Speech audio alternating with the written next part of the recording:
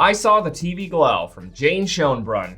It's a psychological horror film about two friends that have an otherworldly obsession with an old TV show.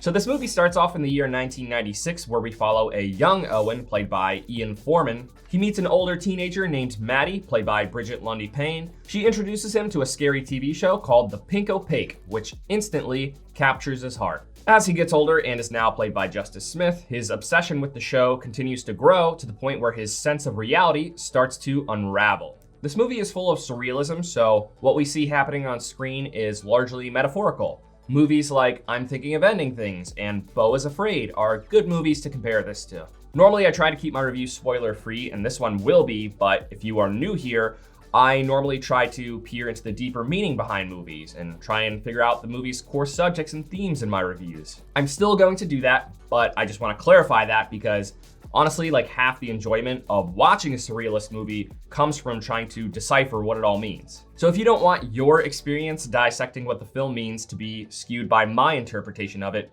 this video is chaptered. You're welcome to skip this next chapter entitled Core Subjects. So with all that in mind, this film seems to have two core subjects. The more apparent one is obsessive fandom. It's about how obsession with a form of entertainment can serve as an escape from reality. This movie shows that from more than one angle. It's about escaping real-life struggles through art and entertainment, which sounds like a positive thing. But it also shows how being utterly absorbed by that can have negative effects on your cognition and how you perceive the world. Through the movie's absurdism, this is depicted in some interesting and sometimes very intense ways, like lying awake at night, seeing television static in the air. Owen's constant thirst for stimulation compromises his life in many ways. It substantially affects his social skills, but it also starts to blur the line between his imagination and reality. He and Maddie both have very real issues, and the world of The Pink Opaque serves as an escape for them, allowing them to live vicariously through its characters. Which leads me to the second core subject of the film, and that is struggling with one's identity. This movie serves as a cautionary tale for willfully looking outward as a substitute for looking inward.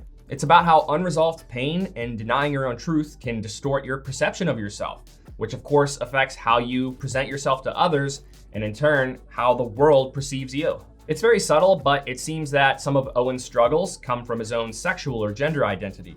He doesn't seem to have a clear idea of who he is or what he desires. Identity being an important part of the film gradually becomes more clear throughout the movie, especially in its final moments. I think it becomes pretty clear that we're seeing very surreal depictions of what Owen is experiencing, how he sees the world, and how he feels seen. So this is technically a horror movie, but mostly by concept. If you're concerned about the movie being scary, I wouldn't worry. It's more eerie than it is scary. Most of the unsettling parts of the movie come from Owen's distress and some of Maddie's very enigmatic behavior. It's all dark because of the very unsettling psychological experience of trying to understand them. Owen is someone I'm sure a lot of us can relate to through his anxieties. That definitely ropes you in and makes you want to feel for him and root for him. So when things start to go off the rails, if you're actually trying to watch this movie through his eyes, you can sometimes really feel his anguish. This movie was visually striking. There are some absolutely beautiful shots made possible through some very colorful production design and some fantastic cinematography.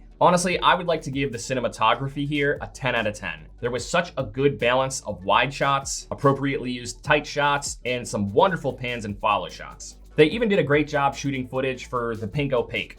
Editing footage to make it look old is one thing, but they really lean into those campy and dated camera techniques, which really sells it. And the practical effects they used for some of the monsters were the cherry on top. So a lot of this movie takes place in the 90s, and that feels really nostalgic, but it thankfully doesn't rely solely on nostalgia as a means of entertainment. The movie's not here to make you go, oh, hey, look, it's that thing from that decade.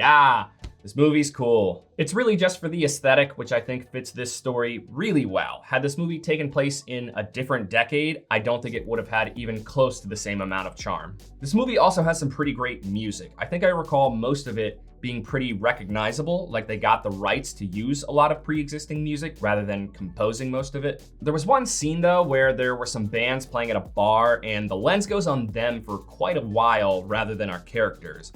It was kind of cool and I really liked one of those songs, but it kind of just felt like a really unnecessary addition to the movie. There's plenty of good music, but this movie also makes very good use of silence. There are a lot of scenes that have no music behind them, which gives them a very eerie feel.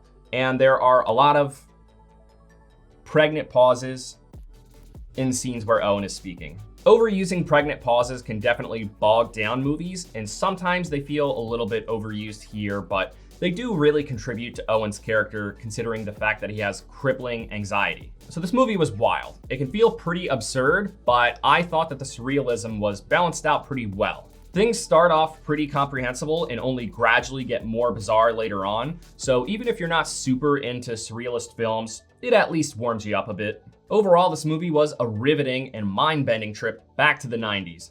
It's a great movie that definitely is not for everyone. If you prefer to just simply be told a story that's easily digestible, this one isn't for you. But if you do like watching things that are puzzling and cerebral, this is definitely one you gotta see in theaters. Thank you for watching this review. If it brought you any value at all, please give it a like. It really does help the channel grow. I'll see you later this week with my review of Furiosa.